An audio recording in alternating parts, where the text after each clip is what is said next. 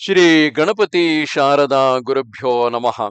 ಗುರುಬ್ರಹ್ಮ ಗುರುರ್ವಿಷ್ಣು ಗುರುದೇವೋ ಮಹೇಶ್ವರ ಗುರು ಸಾಕ್ಷಾತ್ ಪರಬ್ರಹ್ಮ ತಸ್ಮೈ ಶ್ರೀ ಗುರವೇ ನಮಃ. ಶ್ರೋತೃಗಳಿಗೆ ಸ್ವಾಮಿ ಶ್ರೀ ಬ್ರಹ್ಮಚೈತನ್ಯ ಸದ್ಗುರು ಗೋಂದಾವಲೇಕರ್ ಮಹಾರಾಜ್ ಇವರ ಪ್ರವಚನಗಳ ಕನ್ನಡ ಭಾಷಾಂತರಕ್ಕೆ ಸ್ವಾಗತ. ಇಂದಿನ ವಿಷಯ ನಿರ್ಗುಣದ ಅರಿವನ್ನು ಇಟ್ಟುಕೊಂಡು ಸಗುಣೋಪಾಸನೆಯಲ್ಲಿ ಇರಬೇಕು. ನಮಗೆ ಒಂದು ಊರಿಗೆ ಹೋಗಬೇಕಾಗಿರುತ್ತದೆ. ಆ ಊರಿಗೆ ಹೋಗುವ ಉಗಿಬಂಡಿಯನ್ನು ಹಿಡಿದು ಅದರಲ್ಲಿ ಕುಳಿತುಕೊಳ್ಳುತ್ತೇವೆ. ನಮ್ಮ ಊರು ಬಂದೊಡನೆ ನಾವು ಗಾಡಿಯಿಂದ ಇಳಿಯುತ್ತೇವೆ. ಇದರಂತೆ ನಿರ್ಗುಣವು ನಮ್ಮ ಸಾಧ್ಯವಾಗಿದ್ದರೂ ಇಂದು ನಾವು ಸಗುಣವನ್ನೇ ನಿಜವೆಂದು ತಿಳಿದು ಅದರ ಆಶ್ರಯ ಹೊಂದಬೇಕು. ನಿರ್ಗುಣದ ಹೊರತಾಗಿ ಸಗುಣವು ನಿಜವಲ್ಲವೆಂಬ ಮಾತು ಸತ್ಯವೇ ಆಗಿರುತ್ತದೆ. ಆದರೆ ಸಗುಣವು ನಿಜವೆಂದು ತಿಳಿದು ನಡೆಯದ ಹೊರತು ನಿರ್ಗುಣದವರೆಗೆ ಹೋಗಿ ಮುಟ್ಟಲು ಬರುವುದಿಲ್ಲವೆಂಬುದು ಅಷ್ಟೇ ಸತ್ಯವಾಗಿರುತ್ತದೆ. ಸಗುಣೋಪಾಸನೆಯಲ್ಲಿ ಸ್ವತಃದ ವಿಸ್ಮರಣೆಯಾಯಿತೆಂದರೆ ಒಂದು ಕಡೆಗೆ ನಾನು ಎಂಬುದು ಇಲ್ಲದಂತಾಗುತ್ತದೆ, ಹಾಗೂ ಇನ್ನೊಂದು ಕಡೆಗೆ ದೇವನು ಇಲ್ಲದಂತಾಗುತ್ತಾನೆ. ಅಂದರೆ ಆ ಸಗುಣ ದೇವನು ಇಲ್ಲದಂತಾಗುತ್ತಾನೆ, ಹಾಗೂ ಕೊನೆಗೆ ಪರಮಾತ್ಮನು ಅಂದರೆ ಆ ನಿರ್ಗುಣ ರೂಪಿ ಪರಮಾತ್ಮನು ಮಾತ್ರ ಶೇಷ ಉಳಿಯುತ್ತಾನೆ. ಆದ್ದರಿಂದಲೇ ನಿರ್ಗುಣದ ಜ್ಞಾನ ಮಾಡಿಕೊಂಡು ಸಗುಣದಲ್ಲಿ ಇರಬೇಕು. ಶ್ರೀರಾಮನ ಪೂಜೆಯಲ್ಲಿಯೇ ಸ್ವತಃದ ವಿಸ್ಮರಣೆ ಆಗತೊಡಗಿದರೆ ಮತ್ತೆ ಬೇರಾವ ನಿರ್ಗುಣವು ಉಳಿಯುತ್ತದೆ? ಜ್ವರ ಬಂದ ಮನುಷ್ಯನಿಗೆ ಎಲ್ಲವೂ ಕಹಿಯೇ ಹತ್ತುವಂತೆ ನಮ್ಮ ವೃತ್ತಿಗಳು ವಿಷಯಾಕಾರವಾಗಿರುವುದರಿಂದ ಆ ವೃತ್ತಿಗಳಿಗೆ ಸಗುಣವಾಗಲಿ ನಿರ್ಗುಣವಾಗಲಿ ಹೇಗೆ ರುಚಿಸೀತು?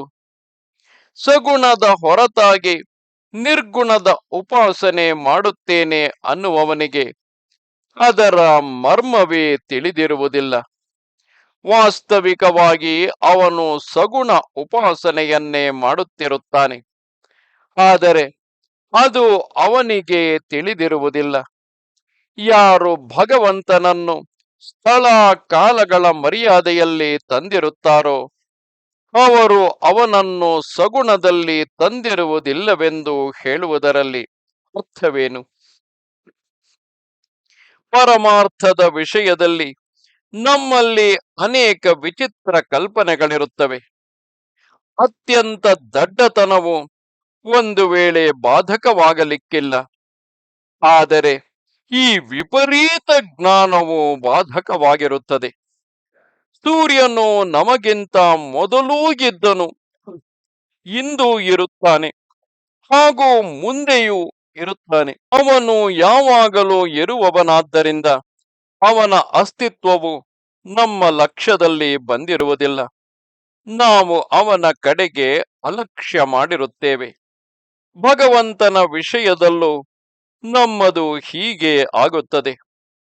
ಯಾವನಾದರೊಬ್ಬ ನಾಸ್ತಿಕನು ದೇವರು ಇಲ್ಲವೇ ಇಲ್ಲ, ಅವನು ಎಲ್ಲಿ ಇರುತ್ತಾನೆ ತೋರಿಸಿರಿ ಎಂದು ಕೇಳಿದರೆ ಅವನಿಗೆ ದೇವರು ಎಲ್ಲಿ ಇರುವುದಿಲ್ಲ ಎಂದು ಮರುಪ್ರಶ್ನೆ ಮಾಡಿ ಅವನ ಬಾಯಿ ಮುಚ್ಚಬಹುದು. ಆದರೆ ಇದು ಉತ್ತಮ ಮಾರ್ಗವಲ್ಲ. ದೇವರು ಇರುವುದಿಲ್ಲವೆಂದು ಅನ್ನುವವನಿಗೂ ಕೂಡ ಆ ಸ್ವರೂಪದ ಏನಾದರೊಂದು ಅರಿವು ಇದ್ದೇ ಇರುತ್ತದೆ. ಅವನು ಆ ದೇವರಿಗೆ ಬೇರೆ ಬೇರೆ ಹೆಸರುಗಳನ್ನು ಕೊಡುತ್ತಾನೆ. ನಿಸರ್ಗ, ಶಕ್ತಿ, ಸತ್ತೆ ಮುಂತಾದ ಹೆಸರುಗಳನ್ನು ಕೊಟ್ಟು ಅವನ ಅಸ್ತಿತ್ವವನ್ನು ಮಾನ್ಯ ಮಾಡುತ್ತಾನೆ. ಆದರೆ ದೇವರು ಇಲ್ಲವೆಂದು ಅನ್ನುತ್ತಾನೆ.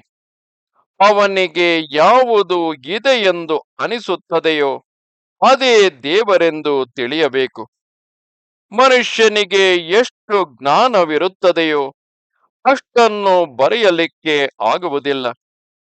ಎಷ್ಟನ್ನು ಬರೆಯಲಿಕ್ಕೆ ಆಗುತ್ತದೆಯೋ ಅಷ್ಟನ್ನು ಓದುವವರೆಗೆ ತಿಳಿದುಕೊಳ್ಳುವುದಕ್ಕೆ ಆಗುವುದಿಲ್ಲ. ಅವರು ಎಷ್ಟನ್ನು ತಿಳಿದುಕೊಂಡಿರುತ್ತಾರೋ ಅಷ್ಟನ್ನು ಹೇಳಲಿಕ್ಕೆ ಆಗುವುದಿಲ್ಲ. ಹಾಗೂ ಕೇಳುವವರಿಗೆ ಅವನು ಎಷ್ಟು ಹೇಳಿರುತ್ತಾನೋ ಅಷ್ಟು ತಿಳಿದಿರುವುದಿಲ್ಲ.